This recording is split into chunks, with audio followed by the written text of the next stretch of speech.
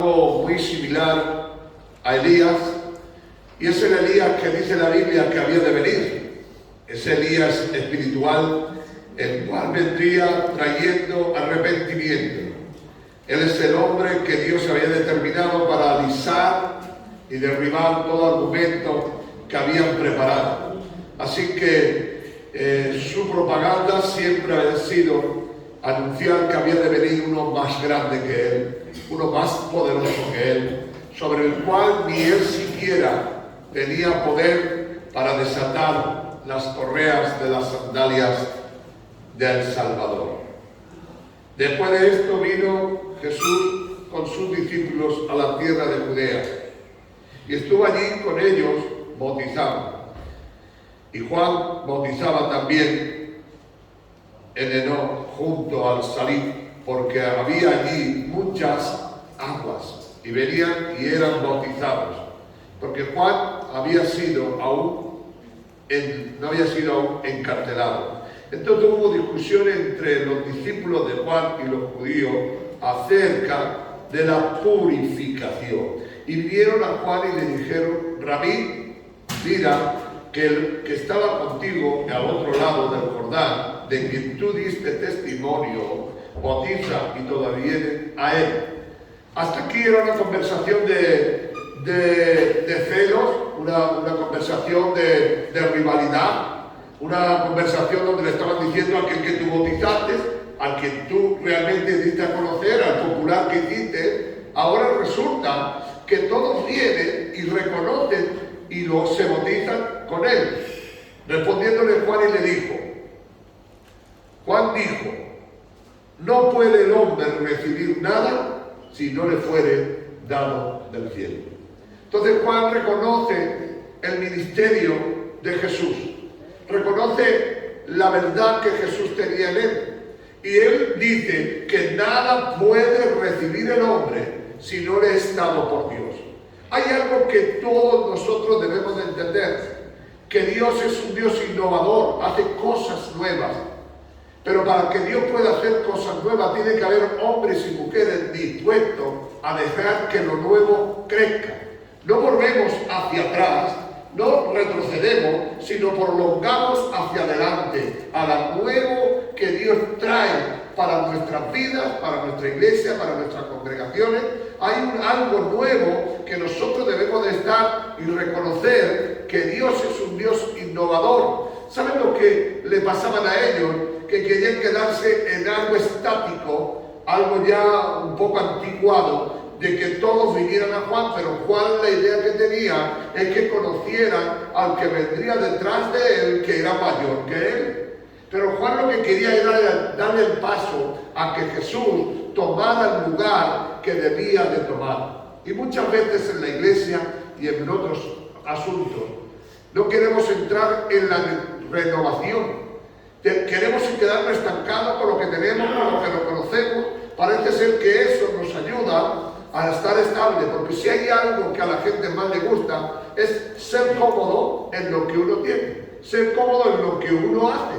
Pero claro, cuando te mandan a hacer algo que no lo conoces, te cuesta trabajo entrar en esa dimensión. Así que, de primeras, Juan entiende algo que debería de entenderlo todos nosotros, que nadie puede recibir de Dios si Dios no se lo da y si Dios no está con él. Hoy por hoy, hermanos, ya todos nosotros llevamos muchos años en el Señor y sabemos que estamos entrando en una nueva dimensión, en una nueva visión y en un nuevo proyecto. El problema que tiene Josué cuando va a entrar a la tierra prometida está muy verificado, porque está la Biblia llena de esos pasajes. Es que cuando iban a pasar el río Jordán para ir a la tierra de Canaán, a la tierra prometida por Dios, la mayoría de la gente no quería entrar en ese lugar, porque significaba guerra, significaba lucha, significaba de nuevo empezar una batalla, y ellos ya estaban conformes en el desierto. Pero había que pasar a la otra orilla, y le dice Josué: a la tierra en la cual vais a pasar nunca he estado, y es una tierra donde debéis pasar en santidad para entrar en una nueva dimensión. Así que Juan le dice a los suyos que nada podía recibir Jesús si no él le fuera dado de lo alto. Así que le dejó claro y le respondió y le dijo, no puede el hombre recibir nada si no le fuere dado por el cielo. Hoy por hoy, hermano, debemos de dejar para entrar en lo nuevo y dejar lo viejo. Dice, vosotros mismos me sois testigos de que yo no soy el Cristo, sino que soy un enviado delante de Él. Esto quiero que dejarlo claro en esta noche, de donde Dios me hablaba. Y Dios me hablaba, dice, yo soy Dios y hago lo que quiero, como quiero, cuando quiero y como quiero. Dios es el que hace y deshace. Y tenemos que tener una vida dispuesta a permitir que Dios produzca en nosotros el querer como el hacer por su santa voluntad. Dios está diciendo en estos tiempos que Él es el dueño absoluto de todas las cosas. Y que si nosotros no le dejamos a Dios que Él haga y deshaga, estaremos estorbando la obra de Dios. Hay un momento en el cual yo debo de saber pararme y dejar que Dios haga lo que tiene que hacer. Dile al que está a tu lado, es tiempo de que dejes a Dios que haga lo que haga. Ahora Juan le explica por qué quiere dejar pasar a Jesús. Y le explica a sus discípulos, sus seguidores, por qué quiere dejar que Jesús empiece una nueva visión, un nuevo proyecto y una forma nueva de trabajar. Le dice en el 29, el que tiene a la esposa es el esposo, mas el amigo del esposo que está a su lado le oye y se goza grandemente de la voz del esposo, así que este es mi gozo y mi gozo está cumplido. ¿Cuál era el gozo de Juan el Bautista? Que viniera Jesús, a quien le preparó el camino para él tomar un segundo lugar, para que fuese Jesús el protagonista. ¿Por qué? Porque él entiende que el esposo es Jesús y él solamente es un amigo. Así que lo que él estaba preparando era la esposa para que tuviera un encuentro con el esposo. No sé si me entienden en esta tarde, porque muchas veces cuando Dios me habla de una manera en la cabeza que a lo mejor no sé si expresarlo por la lengua. Lo que Dios te está diciendo, me estaba diciendo a mí, hay un momento en el cual yo debo de pararme y quedarme al margen para que Dios sea el que produzca, el que actúe, el que haga todas las cosas. Porque nosotros muchas veces queremos tomar el control cuando el control pertenece a Dios. Tú y yo debemos de reconocer que somos amigos. Realmente el único importante es el esposo. Y el que tiene que tomar el asunto es el esposo. Y el que tiene que tomar las decisiones es el esposo. Y con todo lo que haga el esposo yo me debo de sentir contento, aunque no lo entienda, aunque no lo comprenda y aunque yo quiera otra cosa, porque no depende de lo que yo quiero, sino de lo que él quiere. Hoy estoy hablando a personas maduras, no todos van a entender esto, pero si lo entienden, entenderá que hay un momento en el cual hay que dejarse en las manos del Dios Todopoderoso. Hay que dejarlo porque nosotros tenemos que darle el lugar a nuestro Dios. Este era su gozo. ¿Alguno pensó alguna vez que Juan el Bautista podía ser el protagonista de todo aquel movimiento? Pero él de antemano dijo que no era el Cristo. De antemano dijo que no era el profeta, de antemano dijo que no era lo importante, sino que él era una voz que clamaba en el desierto y que daba el anuncio de que venía alguien mayor que él, el cual nadie podía, de una manera o de otra, poder derribarlo. Dice en el 30, es necesario que él crezca, pero que yo mengue. Claro, esta palabra para nosotros suena bonita, pero en chino, porque no llegamos a hacerlo. Lo oímos y queda preciosa, no necesita más adorno. Es necesario que él crezca y que yo mengue. Es una necesidad en la vida del cristianismo que nosotros menguemos, que nosotros quedemos al margen, que nosotros podamos ser por detrás, que seamos invisibles, porque necesitamos que la mano de Dios se vea en ese lugar. Si nosotros no vemos esto, habremos fracasado. Dice la Biblia, el que de arriba viene es mayor que el de abajo. Quiere decir que cuando Dios da la voz desde arriba y Dios habla, es mucho más de lo que aquí abajo podemos hacer. Creo que nuestra iglesia, como tantas otras, necesitan entrar en una nueva dimensión, necesitan entrar en una nueva visión. Y la nueva visión consiste en dejar que Dios sea Dios. Hay que dejar que Dios sea Dios, el que gobierne, el que haga, el que deshaga. Debemos de apartarnos al margen para que Dios tome el protagonismo en nuestra iglesia. Cuando Dios toma el protagonismo, hay milagros, señales, prodigios, profetías, dones del Espíritu. Mientras no le demos el lugar primero a nuestro Dios, habrá un tropiezo tras otro y no llegaremos a alcanzar lo que Dios quiere.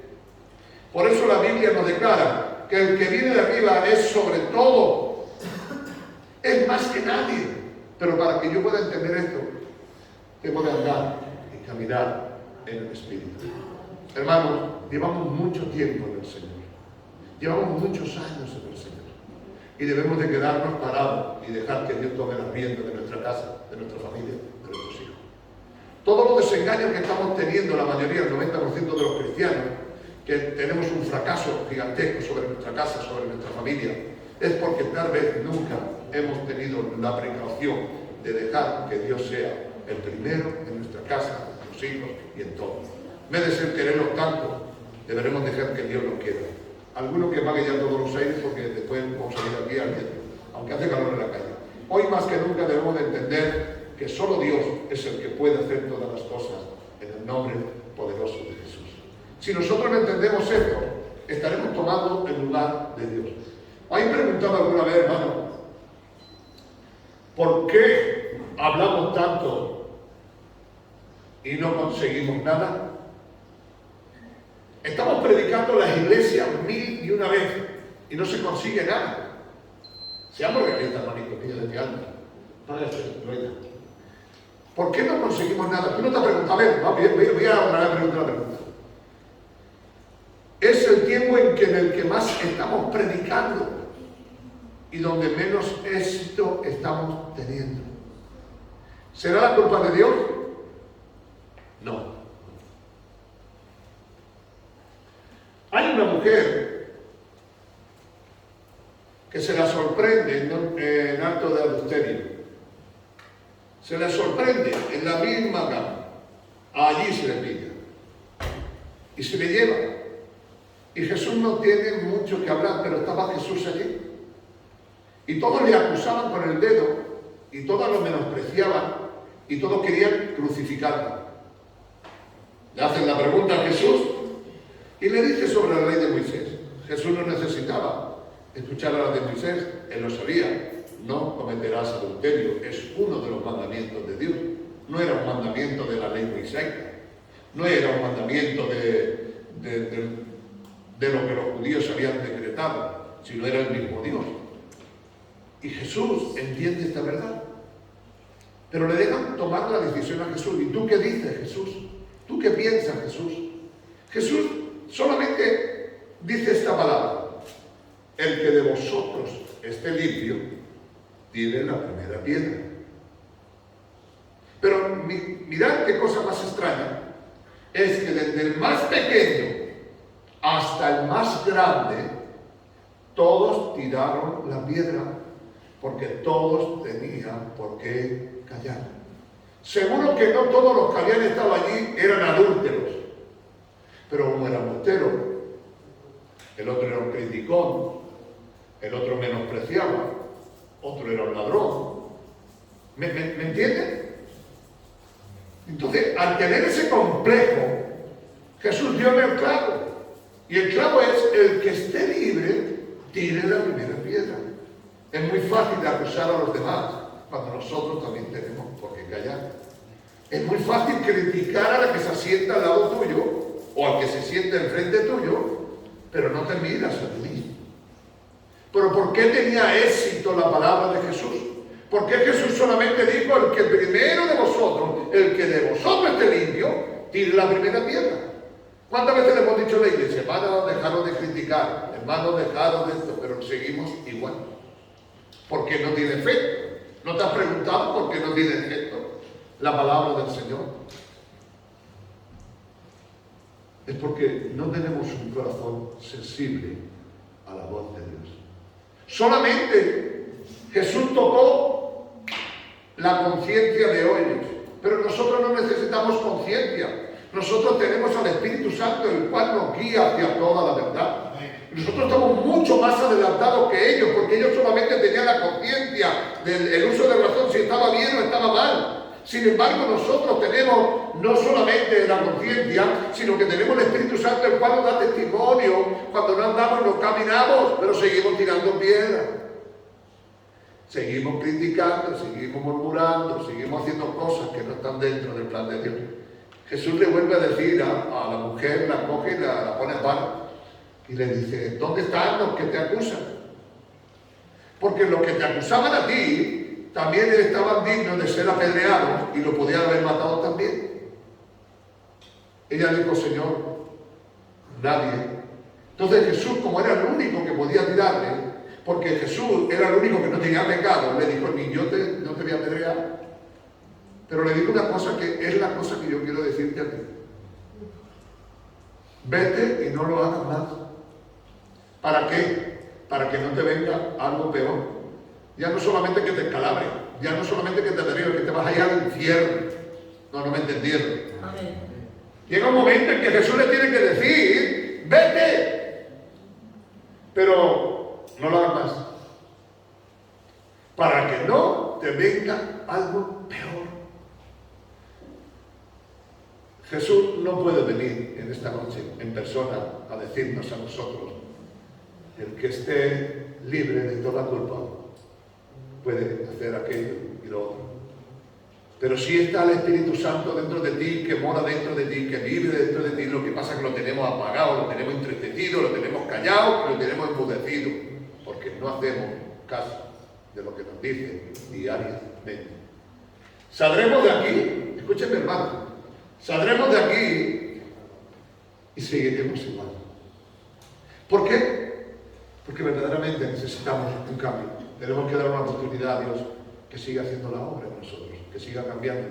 Pero no podemos darle toda la vida, tiene que empezar a hacer y ser eficaz ya. Hoy por hoy necesitamos un cambio y una transformación. Si alguno quiere encontrarlo, eso de la mujer se encuentra en el capítulo 8, versículo 1 al 10, es la historia de la mujer adúltera o sorprendida en acto de adulterio. Se encuentra ahí un pasaje muy bonito, un relato para relatarlo. No veis el montaje que se dio allí para poder acusarlo.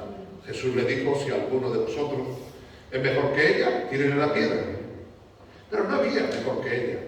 Porque no solamente consistía en adulterio, consistía en vivir una vida agradable o desagradable. En el capítulo 5 del libro de Daniel, pueden tenerlo ahí en su casa, ustedes lo pueden leer.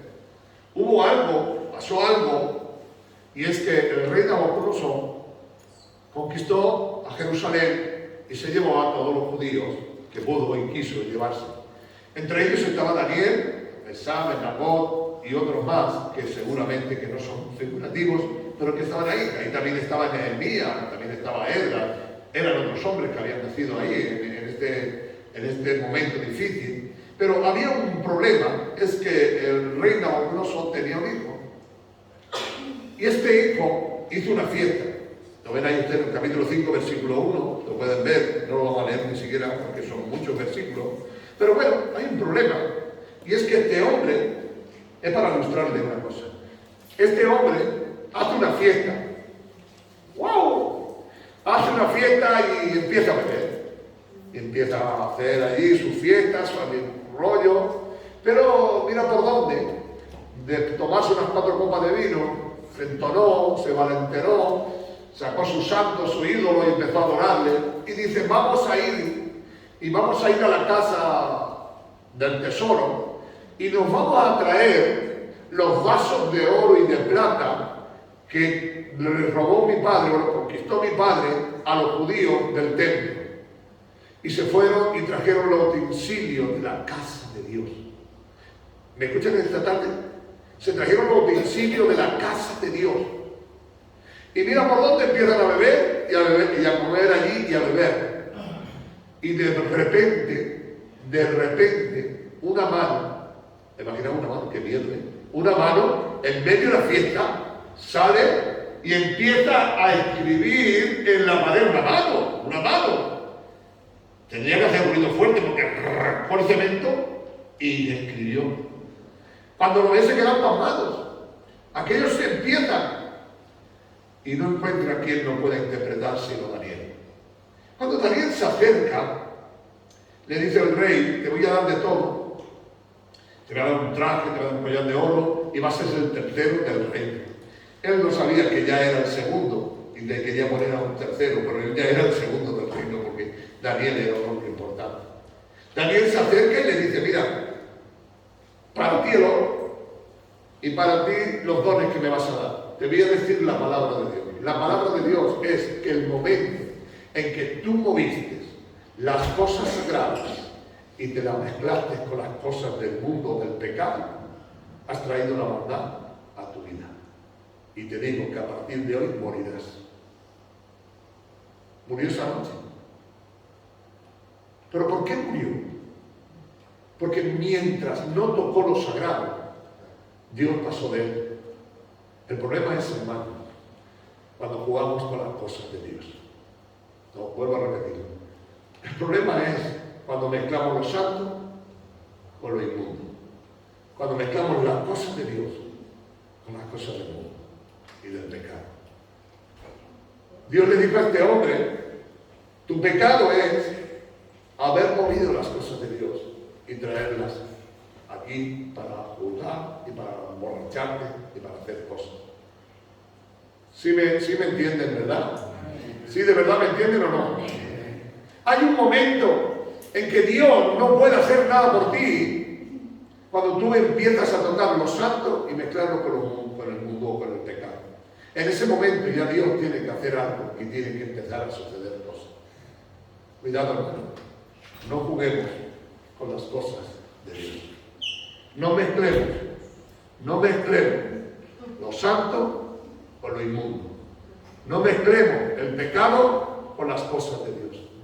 Esto es serio, serio. Le dijo solamente una cosa. Cuando él le explicó en Daniel 20 al 23, lo puedes leer, le dijo: pero vamos a ver, ¿tú no te acuerdas lo que le hizo Dios a tu padre? El reino que tenía tu padre se lo dio Jehová Dios. Y tu padre pensó que había sido él el conquistador. Por haberse creído el dueño, Dios lo convirtió en un animal. Estuvo comiendo durante 7 años hierba en el campo. Le creció pelo y iba a 4 patas. Y le termina diciendo Daniel: después de lo que viste en tu padre, ¿no has sido capaz de aprender la lección? Hoy Dios nos dice a nosotros, sencillamente, Dios quiere abrir de nuevo algo nuevo. Tienes que dejarle a Dios, no sigas por lo viejo. Déjale entrar a lo nuevo, que te lleve el Señor a otra dimensión, que te lleve el Señor a otra visión. Déjale que Dios actúe. Hermano, mire, escúcheme, deje que Dios. Podemos cantar la alabanza que queramos, pero la alabanza, si no está Dios detrás de ella, si Dios no está detrás de eso, no funciona. Podemos traer la predicación que queramos en este lugar, pero no funciona. Tenemos que ser como Juan. Nada puede dar el hombre si no le está dando de parte de Dios. Deja que Dios entre en lo nuevo y que Dios te haga entender que nada puedes recibir si no te es dado por Dios. Esto no se trata de que esté bonito, esto no se trata de que sea muy decorativo, esto se trata de que detrás de todo esté Dios. Juan el Bautista entendía: yo soy el amigo del esposo, mi único plan es presentar al esposo, porque al fin de cuentas la novia es del esposo, yo soy su amigo y me gozo con lo que haga. Esto es lo que yo busco. Hoy más que nunca, hermano mío de mi alma, dejemos que Dios entre en una dimensión nueva, que nos lleve a un lugar diferente del que estamos y seamos hombres y mujeres. No mezclemos lo santo con lo que no es santo. No mezclemos. Apartémonos. Dios le tuvo que decir: morirás por lo que has hecho. Y murió. No permita a Dios que Dios no tenga que llamar la atención a ninguno de nosotros. Dios es santo, es puro y es recto. Y Dios te dice en esta noche: el que esté libre, tire la primera piedra. Así que vamos a entender de parte de Dios que por muy santo que aquí nos veamos, cada uno guarda sus cosas. Cuando alguien me pregunta de esto o de aquello, le digo, en todas las casas cuecen agua, en todas. Unas mejores, otras peores, pero en todas las cosas tienen cosas. Así que todos tenemos que creer que solo Dios puede hacer la obra. No sé si me he entendido, porque la verdad que es un tema un poco así para poder prolongarlo más, pero he querido de una manera